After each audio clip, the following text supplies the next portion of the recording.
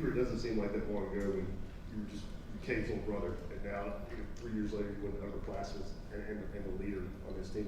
Does it feel like that, or does it feel like it's time for you to step into that role? Yeah, right. I would say probably around like the end of the bowl game, going into winter workouts is kind of when I started to feel it. It's kind of always kind of hard being like a leader when you got an older brother in the room. So kind of him stepping away and me kind of trying to fulfill that role a little bit. Yeah. Jimmy, and then we'll go to Kelly in the back. Cooper, what are the key ingredients to being a good center? Oh man, that's a tough one. It kind of depends on your body type and everything. But for me, I like to use my my intelligence and athleticism a lot. I think that's what wins me a lot of my battles. So I think if you can get as strong as you can get, and then kind of win with your mental game. If you're kind of a smaller guy like me, I think you'll be fine. Kelly.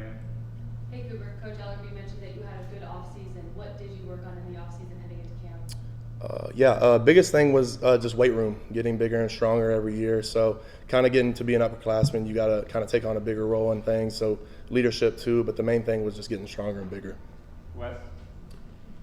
I guess how good is it, knock on wood, how good does it feel to be healthy right now, and what's it been like trying to fight through some things the past couple of years and play some games that maybe you weren't capable of playing your best?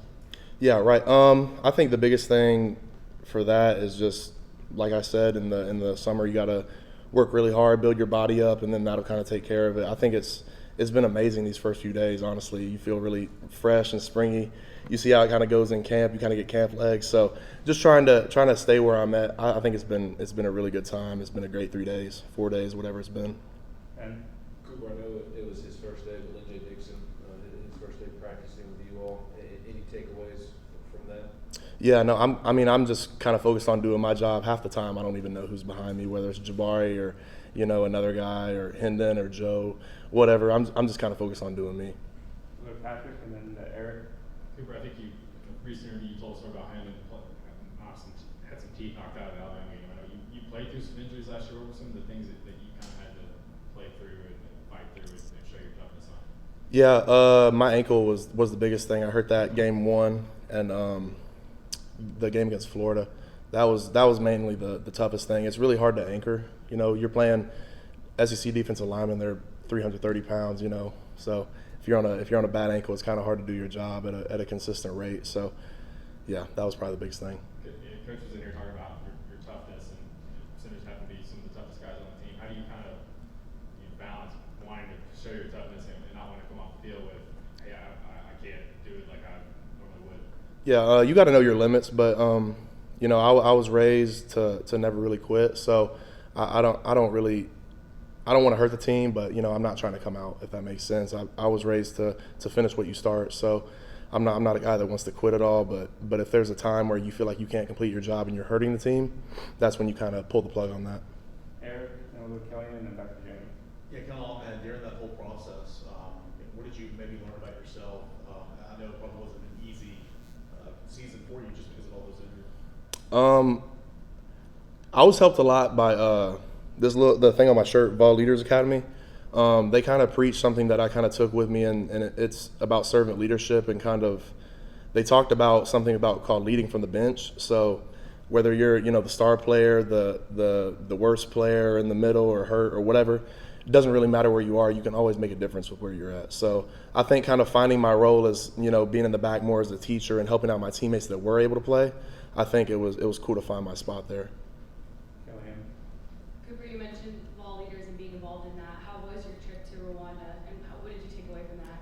Yeah, it was unbelievable. Like really, it was a once in a lifetime experience. Like no doubt one of the best experiences I've ever had. So you go through a 2-semester course with the Vol leaders in class, and then the capstone kind of like final thing that you do is you'll go across overseas or wherever the destination may be abroad, and you kind of put to use your platform as an athlete and kind of be a servant leader and help the underprivileged communities there. Just seeing the way that they lived, honestly, the people that were in Africa, Rwanda was where we were at, and the way they just had a smile on their face about everything that they did. It was really beautiful to see people like live with their spirit and culture. It was awesome. We'll do a few more. We'll go to Jimmy, and then we'll finish with Eric and Wes. Who did you learn more from about being an offensive lineman? Your dad Kevin or your brother? I probably have to say the most part of my life earlier it was my dad, and then probably later it'll probably be Cade more. You know, the game's changed probably a little bit since 1994 and everything, so there's a there's a little bit of a gap in some of what he's preaching and what maybe Cade would tell me about what he's learned. So of course my dad thinks, you know, what he's saying is always 100% right, but sometimes you gotta kind of feel it out for the situation at hand. But I would say definitely the first most part of my life just learning football is my dad. He helped me a lot for sure. Where do you feel like you've grown? Where do you feel like you're better this go around than maybe this time last year, and certainly as a freshman? Definitely my strength. I feel comfortable now. Like when you're young, especially coming off injury, maybe. I mean, it's really hard as a young guy to be in the trenches, and especially in the core, like in the center guard area. There's a bunch of big dudes that are athletic, so it's hard to stop people. Just getting stronger in the weight room every year. I feel comfortable now putting hands on and just, you know, lifting dudes up. Last question. Cooper, if going back a couple of years, did you have any idea when you got here, just with your size, how you had to play the game? I mean, I know that you probably thought about it a little bit, but being a guy who's not like 6'5", 330 or anything, did you have any concept of how tough physically that was going to be? I probably didn't know exactly how it was going to be, but I knew I was going to be fine. Like going back to his question over there about my dad instilled kind of a lot of values when it comes to football about how you play the game, and kind of the first thing he always told me was you got to be first off the ball and you got to play harder than everybody else. So I've played that way my whole life. I've always been that type of way. I've been a gritty guy that, you know, likes to get in the mix and everything. So just playing hard, and I've never really worried about it. I'll just let the rest figure itself out. Thanks, Cooper. Appreciate it, man. Thanks, Cooper. Thank you all.